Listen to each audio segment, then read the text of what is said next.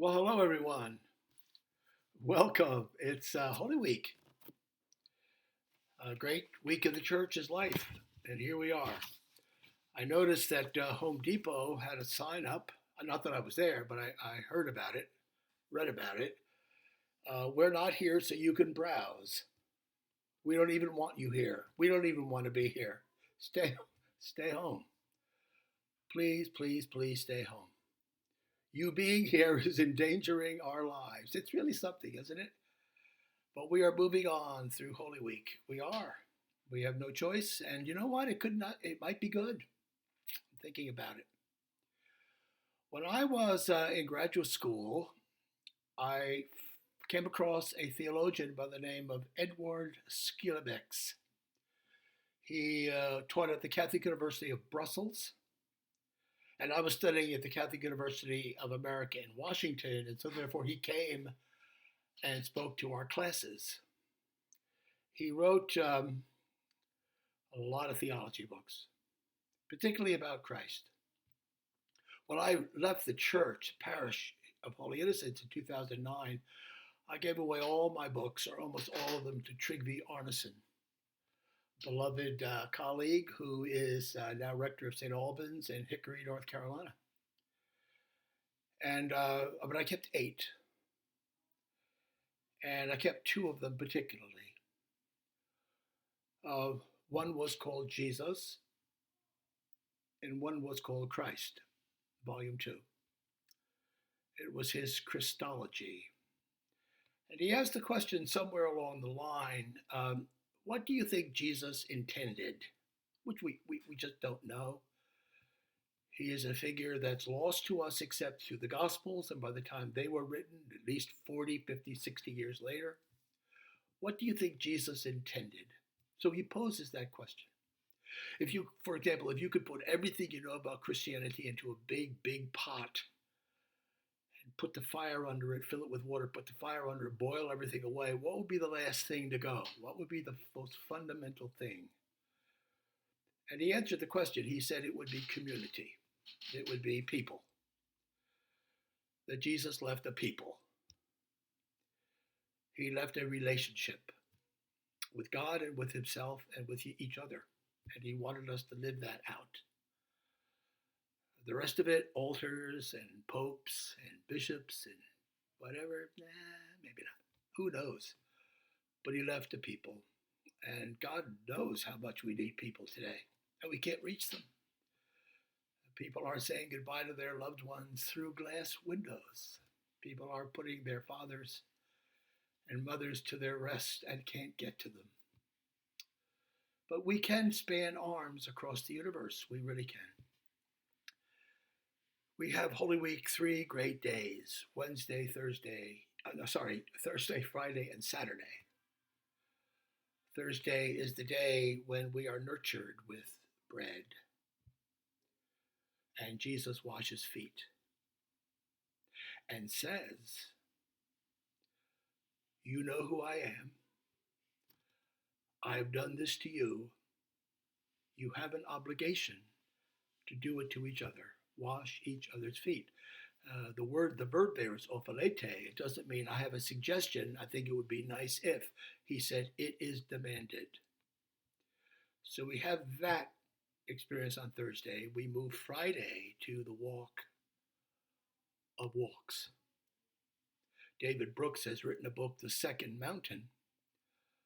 The first mountain is your career, your affluence, your reputation, your scholarship, your curriculum vitae, your career, all of that. Beautiful stuff. The second mountain is your soul. It's your character. It's who you are. And he said we can get to the first mountain easier than we get to the second. And then the last day is Saturday, which is the day of rest. I'd like to say a word about that, because it hasn't been a day of rest in the church, because the altar guild is there. On Saturday, what a work day. Altar guild comes, flower guild comes, acolytes come, acolyte wardens come, clergy come, choir come, organists come, work, to get ready for the Easter Vigil, and then the big services on Sunday morning. So it's not a day of rest. But God observed the Sabbath. That's why Jesus was in the tomb. He did not rise on Sabbath because his resurrection was a work of goodness. God finishes creation on the sixth day and says, it's good. And then God rested. Now, when God said it was good, he didn't go out in the garden. God didn't go out in the garden and say, this is cool. We've done a good job here. The word for good is tov, Hebrew word tov. Morally good, to be good, tov ma'od, very good. And we rested. Then when the Sabbath was over, the work of reconciliation and forgiveness begins. And Jesus is born again. Really a nice story. Holy Thursday goes around the washing of the feet. It symbolizes the washing of the feet. I'm sorry, we can't do that. We're not allowed. We can't do that now. It's a beautiful, beautiful moment. It's a very powerful moment. It's the only time in the liturgy we ever do it. We don't do it any other time but Maundy Thursday. I'm trying to think of the people who I remember, the saints whom I remember at Holy Week. And you know who the one is? Johnny Cash. Oh, God, I love Johnny Cash. You know, I think of all the people who sang. Johnny Cash sang all sorts of stuff. He sang rhythm and blues. He sang gospel. He sang hillbilly. He sang country western. He sang it all. And, you know, he sang in strange places. He recorded an album at the Folsom, or at least the first cut, at the Folsom prison. I think Folsom, California is near Sacramento. He recorded the Folsom Prison Blues with June Carter Cash, his wife, with his, I guess you call it a bass, boom, boom, boom, boom, that guy who plays the big bass violin. And then I think there was one other instrumentalist. And they were downstairs while the prisoners, 350 prisoners, were upstairs waiting for Johnny Cash to come out. And they were stomping on the floor and clapping on their hands. And you could hear the building shake. And June Carter Cash and her compatriots went upstairs, and they always get on the stage first. And there was, bedlam. And she said, you know, I was scared to death. I was 10 feet away from lethal killers and separated only by 10 feet of linoleum. And then Johnny Cash comes out and, hello, I'm Johnny Cash. That's all he would say. And he sang the first cut. I hear the train a-comin', rolling round the bend. I ain't seen the sunshine till I don't know when. I come from full. And you couldn't hear another word. For the whole song, you could not hear another word. I come from Folsom Prison. He was asked, why do prisoners like your music? He said, well, I'm not sure. Why do you sing to them? He said, well, I sing to them because somebody has to. Somebody should. And I think they maybe like my music because they know I know them. I know who they are because I've been there. They've had it tough. They've made bad decisions. They know I know that. They know I know that. My daddy was a sharecropper. My daddy worked hard. He was an Arkansas boy, Johnny Cash. Lived most of his life in Memphis, in Nashville. Tennessee. My daddy was a sharecropper. My daddy knew what it was to work hard. He had a million jobs so that we wouldn't have to.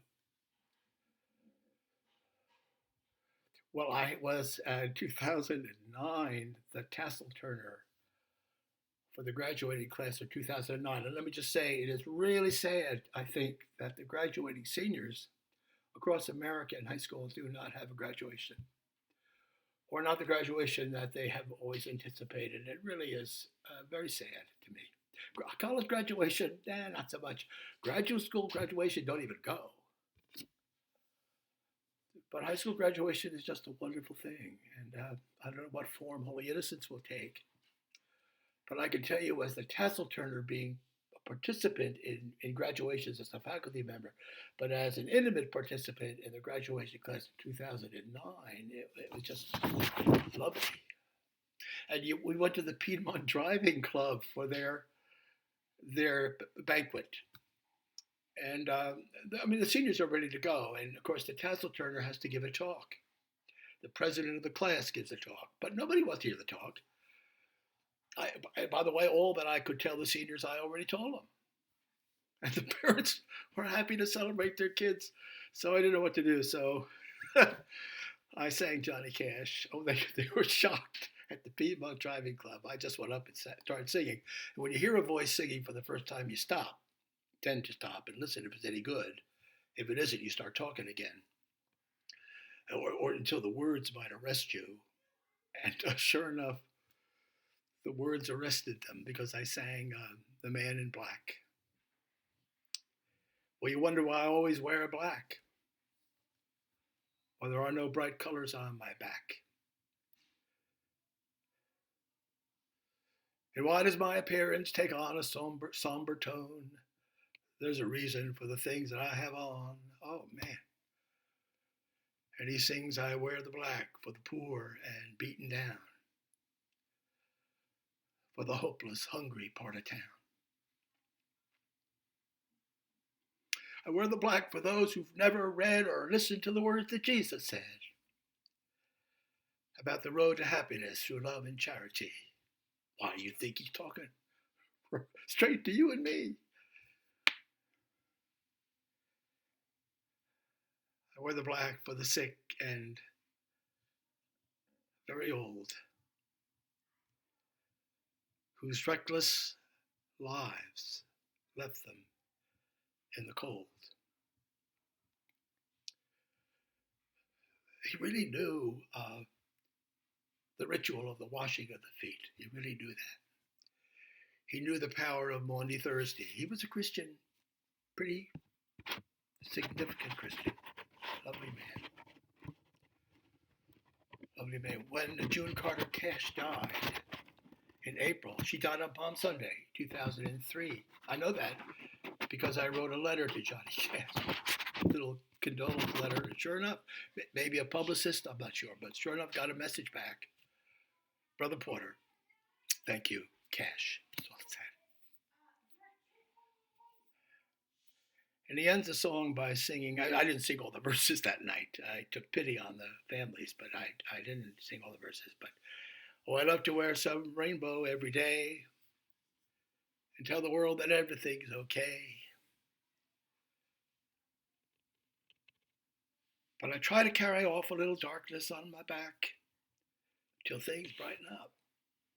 I'm the man in black. When Maundy Thursday comes, it's about food for the journey. You're not going to be able to get out of this world in any happy way unless someone has fed you. Fed you with bread, fed you with love, fed you with forgiveness. We know that. That's the strength. The great strength of our lives is know that we've been forgiven by the people we love and who love us. We're not going to get out of the world until we walk the walk. We have to go to the cross, whatever the cross is, just have to. And lastly, we can wait. We wait on the Sabbath and wait for God to come and restore the world. It's a lovely thing. That's what the Lord's Prayer is about. Give us today bread which is daily. Pearl Bailey used to sing, they asked her once, Pearl Bailey, the singer, they asked her once, what's the problem with life?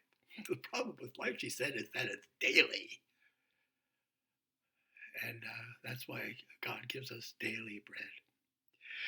The person in the world, maybe the literary author in the world who loves life, it was John Steinbeck. I think if the libraries of the world were burning and I had to go get one book, I would go get The Grapes of Wrath. Because I think it has all of it, all of life in there. To me, it's the most magnificent thing I've ever read. I've read it so many times, been overwhelmed. John Steinbeck was an Episcopalian. Did you know that? He was an agnostic. After seeing what he saw all of his life, well then, being an agnostic is probably understandable. I myself have a bit of agnosticism in me. I do. I'm an unbelieving believer and a believing unbeliever. And it just depends where I am at each time. Steinbeck knew the down and out. He worked with the Mexicans in the sugar beet fields. He lived in hobo camps. Homeless boy. Hobo, homeless boy. There were families in the Depression that father would get at the table and say to the oldest son, "We can't feed you." And he'd pack up in his kerchief on a pole and the stereotype of image of walking out the road. No transients, welcome, that kind of thing. It was a tough life. And John Steinbeck knew it. Steinbeck gave $5 in 1925 for anyone who would give him a story that he would use in a novel. And he got 2 stories. He paid $10, $5, and then $5. And this was the story. Oddly enough, it was taken out of the book for brevity purposes. But the story is a restaurant, and there's a woman, a waitress, working the cash register. There is a cook who must own the place. He's cooking. There are 2 truck drivers with their backs to the audience or to the reader, and they're eating. Their truck is outside. The Joads have come to Needles, California, and they're broke. Grandpa Joad died the first night on the journey. Grandma Joad died a week later. Connie Rivers, the husband, 19-year-old husband of the most beautiful character in the book, Rose of Sharon. She was 18, pregnant 8 months. He left her, just left in the middle of the night. Pa Joad is keeping it all together. Ma Joad is keeping it all together. Tom Joad, played by Henry Fonda in the movie, he's had to leave. It's just a disaster. All the promises, all the pain, just tough. Tough. Oklahoma farmers displaced. They were Okies. They were hated. And Steinbeck knew all of this, and he wrote this novel, which is searing in its power. And the jalopy comes up to get gas. I think gas is like 10 cents a gallon. The jalopy comes up, and they fill up the tank. And Pa goes in to pay with 2 children who are 8 and 9, Winfield and Ruthie. And he sees packs of bread in white loaves, and there's a sign, clear, fresh bread, 10 cents. And he says to the woman, the waitress, "Hey," he says, "we're trying to make it to California. We just got a little more money. You ain't got no day-old bread, nickel a loaf bread." And she goes, she's a surly. She says, "That there fresh bread, that's 10 cents a loaf bread. There ain't no day-old bread." And the cook is out at the end. He must run the place. He says, "That ain't no fresh bread. That's day-old bread, nickel a loaf bread." And she looks at him and gives the loaf to the old man, and he gives the nickel. And meanwhile, the kids have their noses pressed to a candy case in which there are big peppermint sticks. And it's clear.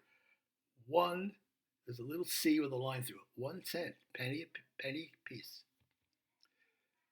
And the old man says, "Say, you haven't got any 2 for penny candy." And she said, "That candy there is penny a piece candy. Ain't no 2 for penny candy." And the cook says, "That ain't no penny candy, that's 2 for penny candy." And she picks up, and the kids lick them and go out. And the truck drivers get up. And they're wiping their mouth. They throw the napkin down, take the coffee, and they go to the cash register. And she said, "Hey, truckers, 2 blue plate specials, 4 bits." And he throws $1 down. And the truckers head to the door, and she goes to the register, jing, jing,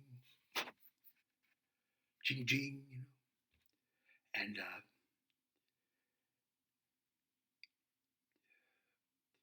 it's so powerful. She said, "Hey, truckers, you forgot your change." And he said, "Oh, yeah? What's it to you?" And she turns to the reader or the audience and she said, love them truckers.